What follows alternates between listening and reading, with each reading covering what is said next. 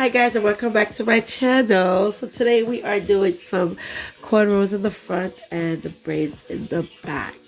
um, I'm almost done, as you guys can see, but I just want to jump on and show you guys quickly how to do invisible cornrows.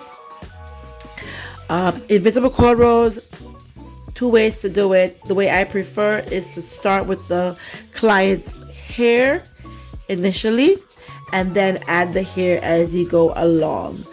The second way to do it is to start with just a very tiny piece of the fake hair, so it's almost impossible to see it um, in the beginning, but I prefer to start with the client's hair before adding the hair. That way, very minimal tension on the client's hair, especially for clients that has a weak edge. Okay, so here we go.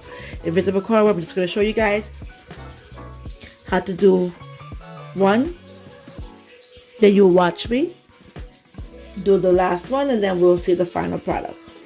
So first, let's make sure you guys are seeing. We're going to start braiding the client's hair as if we're just doing a regular cornrow. All right, and I've gotten the question, how do I get the braids to start all the way at the top? You want to pick up just a very small piece, as you can see that, a very small piece in the beginning. Okay, wherever you have that initial piece is where your braid is going to start. If you start down here, you guys can see the difference, right? So you're going to have like a flat section before the actual braid start. So if you want to start your cornrow right at the beginning of the braid, just get a small piece of hair from the beginning and start with that. Okay, and just start braiding. You guys should know how to cornrow, so I'm just going to show you what I do. You want to do 2 or 3 braids before start adding the hair. So I did 2, 3, all right, and then you want to start adding the hair. You want to start with very tiny pieces of hair initially, and you vary the size as you go down. So you just, the size of hair that you use just gets bigger each time you braid. All right, so notice I put it in.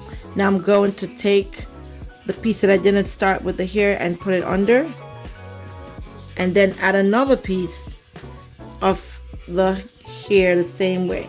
So for those who are wondering what I'm doing, I'm taking the hair, I'm holding the second leg of the hair with these 2 fingers, and then connecting the hair with the hair that I'm already braided.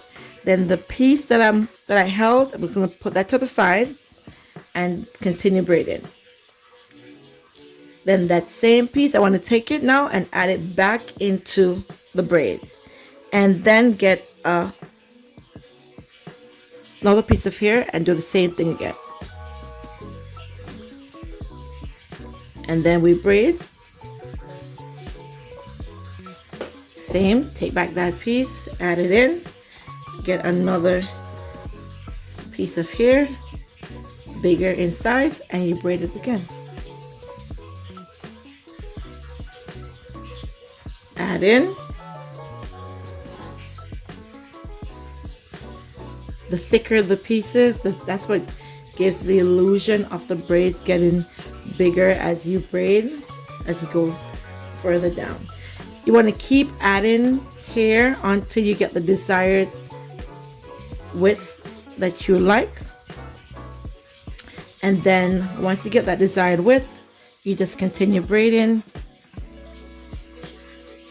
keeping your fingers holding the hair nice and tight and keeping it close to the client's scalp. Not too tight where they're dying, but tight enough where it looks nice and neat. Once you get to the edge where there's no more hair, you want to flip the hair over. You guys can see what I just did, and just start braiding down. Okay, you guys can see that. I'm going to get a little piece more hair to make the braid itself be the same width as the rest of the braids from the box braids.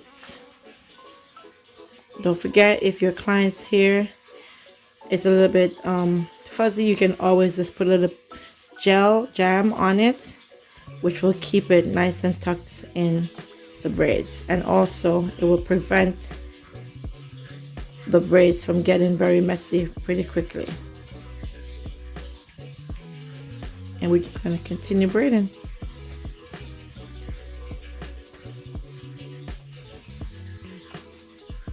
I've gotten the question as to how is it that